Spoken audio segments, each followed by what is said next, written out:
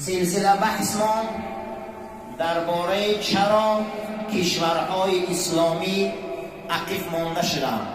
دوام موضوعهای جمعه‌های پیشتر دو جمعه که پی هم درباره قربانی و درباره حج بود، ما صحبت دوام داده نتونستیم.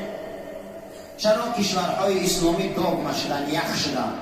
چرا مسلمان ها فکراشون استعمار زده شد؟ و ششم ابیکت آمده بودیم بعد هجوم استیلاگران و کشورهای اسلامی، اساساً بعد جنگ‌های صلیبی در جامعه های مسلمانی چی رخ داد؟ زمانی که کشورهای استیلاگری دنیا مثل بریتانیای کبیر و مثل پرتغال و مثل اسپانیا و همونها به کشورهای اسلامی روی آوردند، حتی که هندوستان و افغانستان و پاکستان، خصوصا تشکیلات کشورهای استیلاگر خود پاکستان نصف زمین هندو و نصف زمین افغانستان گرفتن بریدن، در داخل این 200 حزب و حرکت جا کردن، همه اونها را ابیکت اسلامی دادن، از نام اسلام این حزب برآمد میکنن، بر ضرر اسلام. همه این بعد جنگ صلیبی نقشه دشمن بود. چه به کشورها استعمار زده شدن؟ یکم بعد آمدن کشورهای استیلاگر در جامعه ها چی پیدا شد؟ حجم کسلی روحی مسلمان ها امروز 75% کسلی های جینی و روحی جامعه اسلامی هست. تمام کسلی ترور و مواد پیخار و فروش گیرین و تمام سیستم های قتل و غارت در جای های پیش می رود که در اونجا قشاقی زیاد باشه، در اونجا بی‌تربیتی زیاد باشه. وقتی بی‌تربیتی زیاد شد، قشاقی زیاد شد، کمبغلی زیاد شد، آدم کشی و آدم فروشی قیمت نداره دیگه. کشورها عقب زدن. همه این بعد حمله های کشورهای استیلاگر در ممالک اسلامی شد. 75% اهالی کره دنیا کسلی روحی مسلمانان بعد جنگ رو. دوم 65% کسلی سرطان مسلمانان. سیوم 70% کسلی های دیابت قند مسلمانان. چهارم 70% بیماری سپید مسلمانان. پنجم 70% کسلی های ناامیدی روانشناسی پسیکولوژی مسلمانان. همه این بعد حمله های کشورهای استیلاگر شد. گمان نکنید که اینقدر طب در هندوستان پیش رفت. تمام فابریکه ها و منوفکتوره هایی که امروز دارو استحصالات میکنن همش فابریکه های کشورهای بریتانیا و آلمان هست. همین قدر داروها استحصال میکنن، همین قدر بیماری ها زیاد شدستیان، همین قدر بیماری ها زیاد شدستیان. امروز علم سوسیولوژی اثبات کرد که سالمترین اهالی دنیا این یهودیان، سالمترین اهالی دنیا این صهیونیستان. چرا؟ ابدا اینها افکار داغ کرده ژرنی نمیخورن. تمام خوراک اینها وریانی هست. یگان تا اینها تبلت های استفاده نمیبرن. همه یهود تیب خلقی داره. امروز مثل شکر و مثل قند سفید ما داروی خیمیکال استفاده میبریم.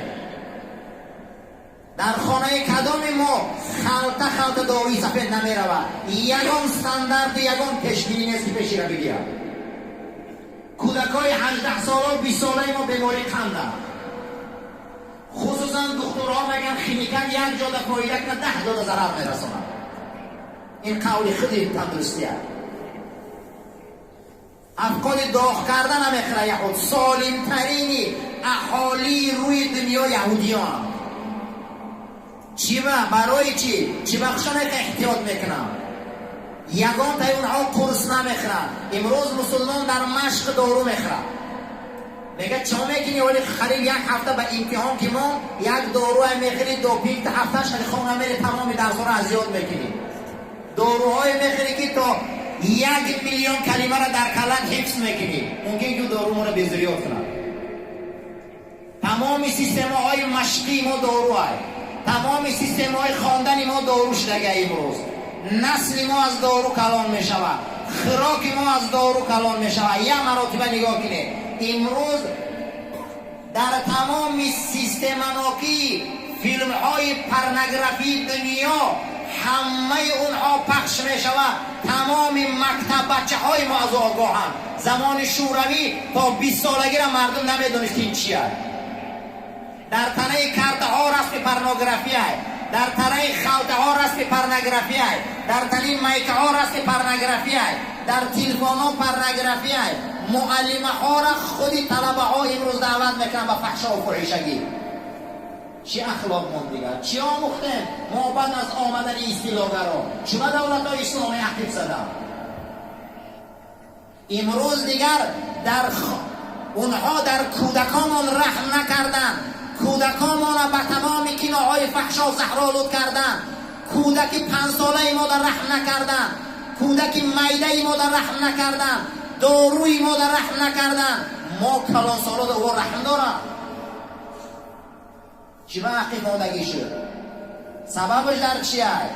همه انامین بعدی استیلاگری کشورهای ابرقدرت اروپایی به ممالک اسلامی سر زد. امروز مسلمان ها را داغما کردن دیگر. امروز نیست از این داغما ها فقط کشوری ترکیه و ایران خلاص خود تانسته است. دیگر کشورها بسیار در یک چالش لیزت گرفتارند. دیگر امروز جوابگری شده نمیتونه که ما چی را استحصال کنیم، چی را بخریم، چی را استفاده بریم. پوشاک ما در رحم نکردن، خوراک ما در رحم نکردن.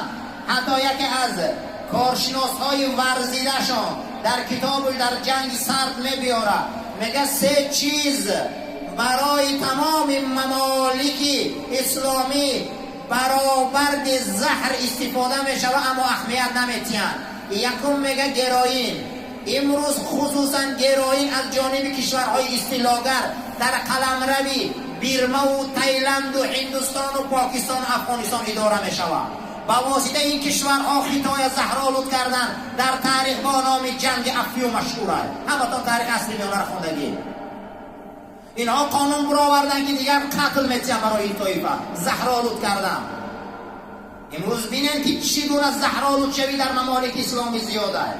میگه یکم مواد مخدر، دوم میگن نمک. امروز نمک تاثیرش گرین گنده است، کسی اهمیت نمیده در داخلی و چیه.